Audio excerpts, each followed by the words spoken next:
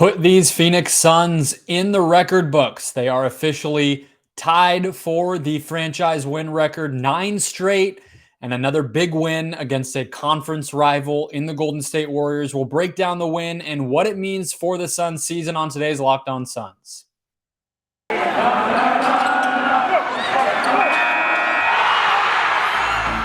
You are Locked On Suns, your daily Phoenix Suns podcast.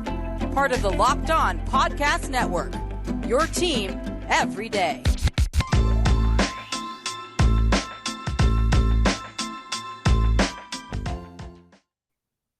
We are back. This is Locked On Phoenix Suns. We are part of the Locked On Podcast Network, and I'm your host, Brendon Kleen, a contributor at Suns.com, as well as Dime Magazine, and a credentialed reporter covering these Phoenix Suns for the past 5 seasons. Thank you for making Locked On Suns your first listen today and every day as we make our way toward the postseason. You can find us across every single podcast platform as well as here on YouTube. The best way to support the show is to subscribe. So scroll down, hit that subscribe button, do us a big favor, help us out, and follow along at Locked On PHX Suns if you are on Twitter. Keep up with every show, have some fun during games, stay up to date on the latest Suns news. Let's dive in to Suns news, starting with today's news, which is a win, another win over the Warriors. 107-103 is the final score, but more importantly is what it makes the Suns record, which is 62-14, tying the franchise win record, which has been set 2 previous times with 6 games to go here. So we could be in for, if they won all of them, 68. If they split them, 66. 65 rather. I feel like we are not done yet, but this game gave us plenty to break down. So let's start with my big takeaway from the game, as always, which was balance. Balance. As you can see from the box score, Devin Booker had a quiet night. Relatively speaking, quite inefficient. He shot like 23% from the field, only 22 points despite being on a tear lately. The Suns as a team only shot 41%. Nobody scored more than 22. Bridges tied Booker there in scoring. Nobody else, even besides the 2 of them, scored 20. So it was balanced, but it was a quiet balance. The Warriors defense is no joke, and the Suns are going to need everybody to step up. But that's been a trend, actually. If you go back, this was the 4th matchup between these teams, and they all have played out relatively similarly. Now, of course, the first game is when Booker got hurt, and then he missed the second game because it was that same week due to injury. So you didn't get a full armada of players for the Suns in those games, but nevertheless, 24 points was the Suns player high in the first game. Second game, also DeAndre Ayton, but 23 was the player scoring high in the second matchup between these teams. Third matchup, it was Chris Paul with 21, and then tonight, Booker and Bridges each with 22. So the highest scoring Sun from any game of these 4 matchups between the Suns and the Warriors throughout the entirety of this season was the first game in which DeAndre Ayton scored 24 points. So you have not had a 40-point explosion from Booker. You have not had, a career high from Ayton, 30 plus. You have not had a Cam Johnson explosion. None of that. You have had quiet scoring nights, low scoring as a team, and spreading the wealth, a good deal of balance. And I don't think that should come as any surprise, because the Warriors defense, its strength is on the perimeter.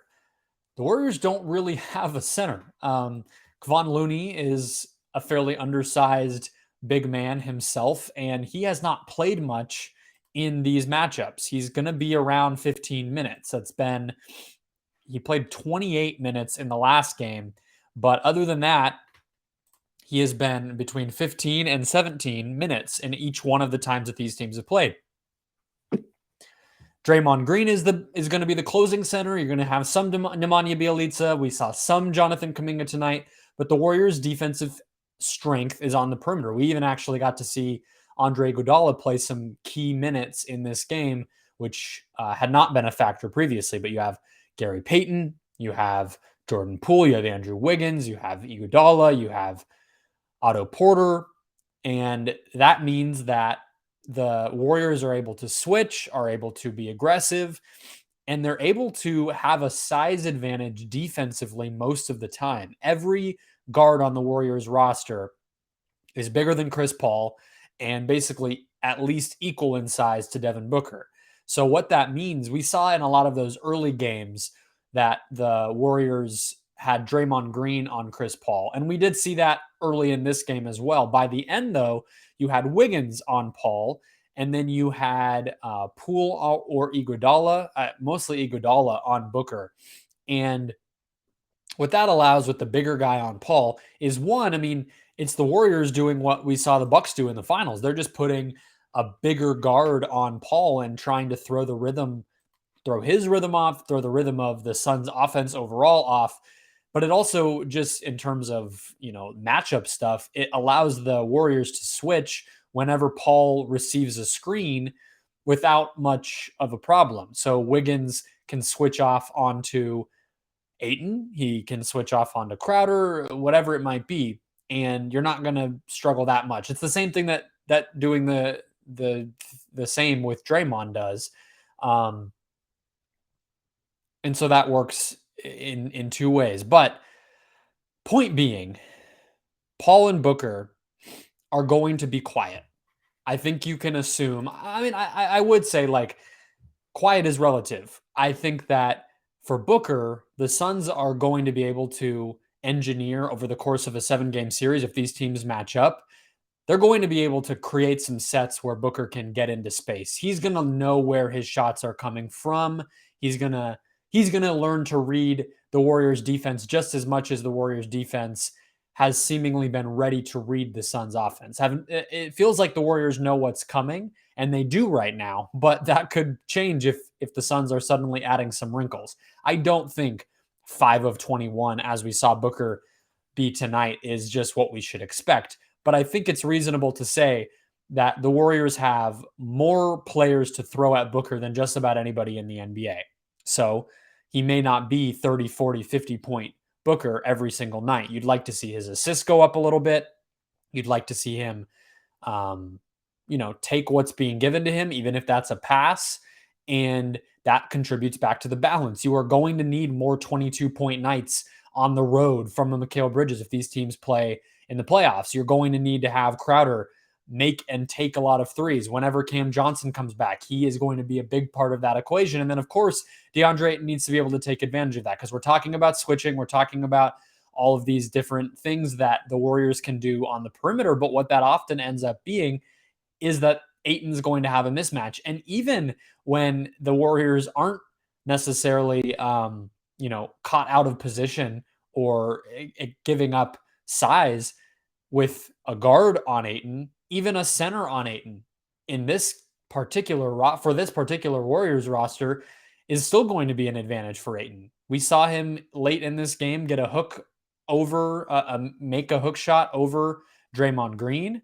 And Ayton has not been worried about that matchup most of the time. Now, I don't know if that's the correct mentality. I could definitely see a few games where Green gets the best of him in a potential playoff series, but that balance is going to rely heavily on Ayton, and you saw that in early season matchups between these teams.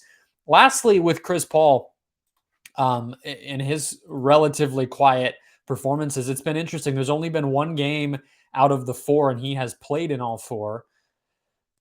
Let's see here. Yeah, 1 or 2 games out of these 4 where he's even had double-digit shot attempts. He has been a player who has been more of a distributor in these games, but he also hasn't really tallied up huge assist totals. So really what I think I take away from that is the Warriors defense is so much predicated upon aggressiveness, over rotating, almost playing a zone that it morphs between man and zone, especially with guys like Draymond and Wiggins and Steph who have been in this system for a while. They are able to extend their positioning, get help on the backside, and then roam around and create turnovers, put bodies in your face, put hands in your face. And I think Paul is seeing that and making it his duty to set teammates up by being the one to read all of that aggressive defense. And I think that's a sound plan. And obviously, the Suns have won 2 out of these 4 games now. I'm thinking only the ones with Booker, they've won 2 of 3. And so you can't argue with the results. However, I do think it's reasonable to expect, as we saw late in this game, Chris Paul gets the basically winning bucket here because he is being played like somebody who's going to pass, and you got to turn that back around on them. So again, balance. He's going to be mostly a distributor, but he needs to keep the defense honest. I think this is going to be a series, if we see it, where the Suns would need to have multiple guys scoring in double digits, multiple guys scoring 20 plus, but you're probably not getting anybody in that 30 to 35 range unless you just have an outlier shooting night on from somebody, or Ayton goes off, or Booker just has it cooking. I think that's going to be the recipe here, and the Warriors are giving that up. Let's switch things around, talk about what happened tonight when the Warriors were playing on offense and how the Suns defense matched up. First though, guys, today's show brought to you by BetOnline. The last weekend of March Madness is here. BetOnline is your number one source for all of your betting needs and sports info throughout the weekend, as we determine who this year's national champions will be in both the men's and women's brackets. So from all the latest odds, contests, and players' props, head to BetOnline to get the latest. BetOnline remains the best spot for sports news, including podcasts and analysis across all leagues beyond college basketball all year long. And it's not just hoops. BetOnline has you covered and is your continued source for sports wagering info, including live betting and even your favorite Vegas casino games. So head to the website today or use your mobile device to learn more about the latest trends and action. I am going to give you my bet of the day here. I'm going to go to the women's bracket. Let's see what odds they have here. Basketball. I am going to basketball futures. No, I'm going to give you the WNBA. No, here we go. NCAA women's futures. There it is. Odds to win the championship. South Carolina, the runaway favorite, -110. I am going to give you Stanford at +300. I think there's no more balanced team. They have size upon size, +300. I love that. I think that is that's because of the matchup. That's because they won it last year, maybe. I'm not sure. That feels low. I think that's just South Carolina and Connecticut just get all of the shine. Stanford just won the title last year, and they have a deep, big, versatile team. So +300 there. BetOnline, your online betting go-to where the game starts. Tonight's game will be highlighted on the Warriors side by Jordan Poole, who scored 38 points in 37 minutes. He was 50% from the field, made 7 of 15 threes, and nearly got himself a triple-double just to 2 turnovers. He was incredible, frankly. And he has been pretty good in most of these games. On the other hand, you had Klay Thompson, who had the same shooting line as Devin Booker and not anywhere near the amount of free throws. So he was 5 of 21 from the field for only 13 points and had 3 turnovers compared to 0 for Book. So it had to be Poole.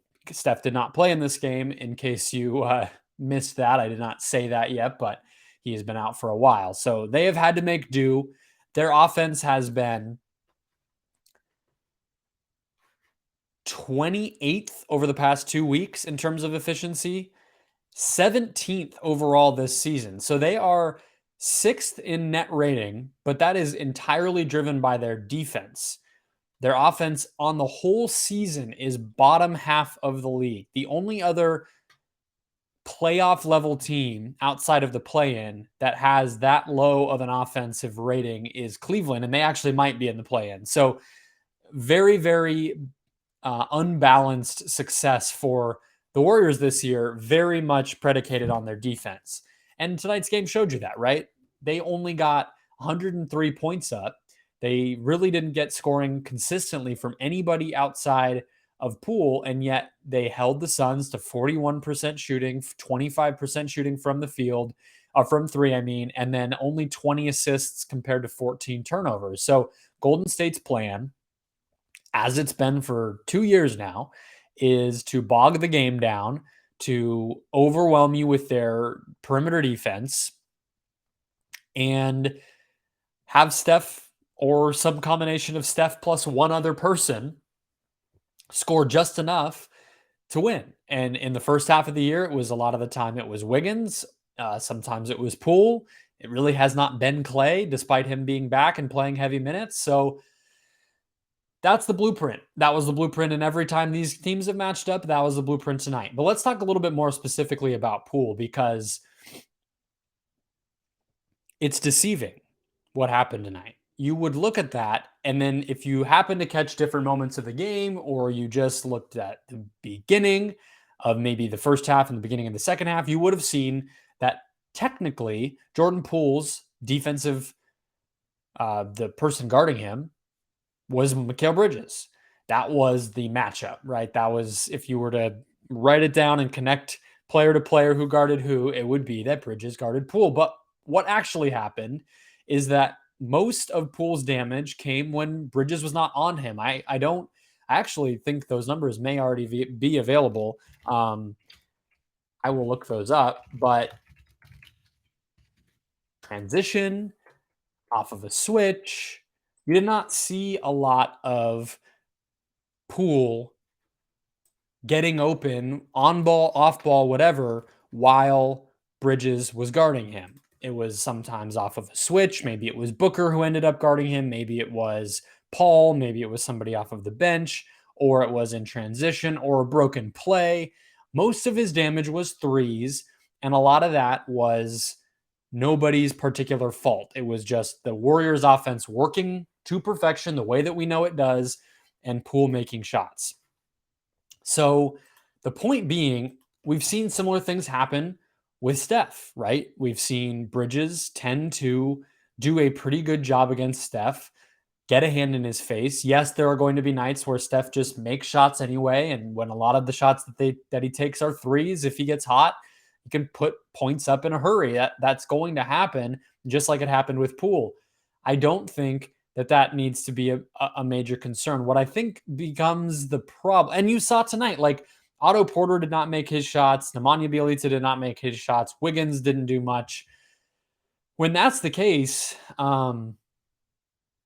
it's just not a very scary offense. What I think gets worrisome, though, is if you stack up games where both Curry and Poole are scoring, if Clay can ever become a consistent threat, that starts to be something where you have three guys who are capable on or off the ball, who can score from all three levels, who could all go off for 25, 30 points in a game, if not more. That starts to be a pretty scary offense. I have a hard time believing that they can settle all of that in a way that gets them to be a really scary team by the time that the Suns would play them. They just haven't been a good offense outside of when Steph Curry is on the floor much at all. And we know that Steph hasn't really killed the Suns over the past couple seasons. Mikal really truly can seem to handle him, gets a hand in his face on shot attempts, plays him physically, stays attached off the ball and through screens, keeps focused, and is able to just track him. Doesn't lose Steph. Like I don't worry about that. And so it's like, if it's not just going to be the Steph show and you're relying on some combination of Steph, Poole, and Clay to all be kind of clicking, maybe a little bit of Wiggins, that's going to require reps and trust and chemistry that they just don't have the time to form. And so that's where we are right now. If this Warriors offense looks just middle of the pack like it has most of the season, I still think the Suns have the upper hand here, because I think the Suns have more answers for scoring, whether that's new sets, whether that's Paul setting guys up, whether that's just giving it to Ayton on those mismatches, whether that's the Suns running, which we haven't seen a lot of, hot three-point shooting night. There's a lot of ways I can see the Suns still continuing to score, even with how suffocating Golden State's defense can be sometimes. I don't see great answers for the Warriors suddenly being able to pull a rabbit out of a hat and score. So the Warriors' only path in a 7-game series, to me, would seem to be a lot of 105 to 100 types of games, whereas the Suns, I could see them winning 98-95. I could see them winning 125-120. I think there's a lot of variance to how the Suns could win. I don't think that's the case for the Warriors. This matchup, though, could come a lot sooner than we were expecting, or at least one round sooner after tonight's results. We'll break down the Warriors schedule, the Mavericks schedule. What is this Western Conference going to look like? And could this become the 1-4 matchup in the second round? Talk about that in a second. First, guys, today's show brought to you by Built Bar, the best tasting protein bar ever. My favorite protein bar. I don't know if I've told you guys this in a while, but these blind taste tests that Built Bar does, they will give somebody, let's say, a double chocolate Built Bar, and then the other one will just be a Hershey's bar. And they will say, which one did you like better? They really do this. They really do, in terms of audience research or customer-based research, they will do this. And consistently, people will love the Built Bar. It's sturdier. The flavors are a lot of the time richer. They're not just sweet. It's part of what happens when you don't cram something full of sugar. And the flavor really comes to life. It's not just double chocolate. That's pretty straightforward. But strawberry, raspberry, caramel, mint, all of their flavors tend to really pop. They're really delicious. And they're all low in sugar, like I just said, which means, of course, they're low in calories, low in carbs, but they're always going to be packed with protein. I just listed some of those flavors to you. Check them out. I am literally on built.com right now, which is the website you will go to make your order. And I'm seeing a massive banner on the front page of the website, 20% off site-wide. That's right, a sale on top of our sale. I would just say go check it out. Try to see if you can get our discount on top of that discount. If not, win-win. You're either going to get 20% off or you're going to get our 15% off by using the promo code LOCKED15 at built.com. That's promo code LOCK15 for 15% off at built.com. But go now and get that 20% off. Tell them that I sent you. Just send them an email. Tell them Brendon sent me. Make me look good. All right, let's close things out with some standings talk here, because there may have been, and of course, I don't think any of you are rooting for this. I don't think I'm actually the type of, I'm not going to sit here and make the argument that the Suns should have lost. But a subplot here of this game is the Suns helped them, the Warriors. Well, I guess the Suns hurt themselves, because the Warriors losing this game now makes them even with the Dallas Mavericks for the third and fourth spots in the Western Conference. So Golden State had been able to hold that 3 seed, even with Draymond out, even with Clay inconsistent, even with Steph now out. They had held steady at the 3 spot. Memphis sitting there in the 2 spot. But Dallas and the Mavs and Golden State are now tied. Both 48-29, both 14 and a half games back from the Suns, both having played the same amount of games. So you're looking at a situation where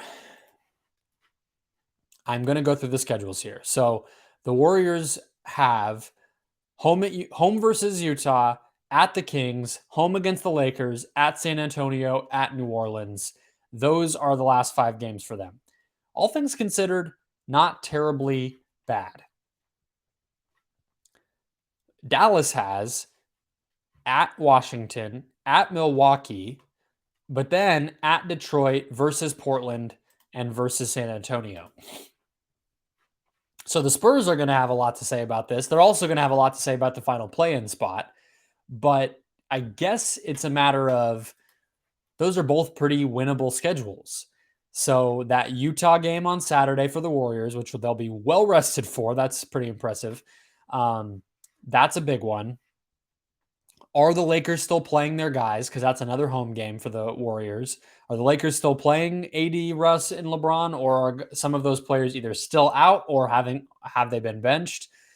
Because you could imagine a fully stocked Lakers team stealing one from the Steph Curry-less Warriors. But I would expect that even on the road, Golden State will win against the Kings, the Spurs, and the Pelicans. Dallas as well, you would expect them to beat Washington, beat Detroit, beat Portland, and beat San Antonio. It's that Bucks game where they could lose.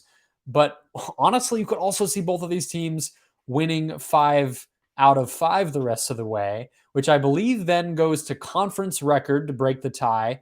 and the Mavericks have a considerable advantage, and I think that would hold. So it's probably Dallas would have to really drop off. They would have to lose some winnable games. They would have to lose on the road to the Wizards. Maybe that's the Porzingis revenge game. They might have to lose if San Antonio is still, possessed beyond possessed on that last day of the season to make the 10th spot. Maybe San Antonio wins one. But that is where we are, which would result in the Suns playing the Warriors in the second round, assuming both teams win. It would mean Golden State, Denver is what it's looking like in the 4-5 matchup, because actually after tonight, Denver and Utah are tied at 5 and 6. The Wolves, I don't think, are going to catch that 6th seed. So you would be looking at Mavs Jazz, with Mavs having home court advantage in that 3-6, and then Warriors Nuggets in the 4-5. Assuming that all goes chalk, which I don't think is necessarily a lock since all these teams are so clustered together, but that would result in likely Memphis, Dallas in the second round, and then Suns, Warriors in the second round in that 1-4 game, 1-4 matchup. Now, I don't know how I feel about that. I have felt like the Warriors were the team to get through all along. Last season, the Suns had to play the, I guess, what some people thought of as the second best team in the West. They had to play them in the first round, which was the Lakers.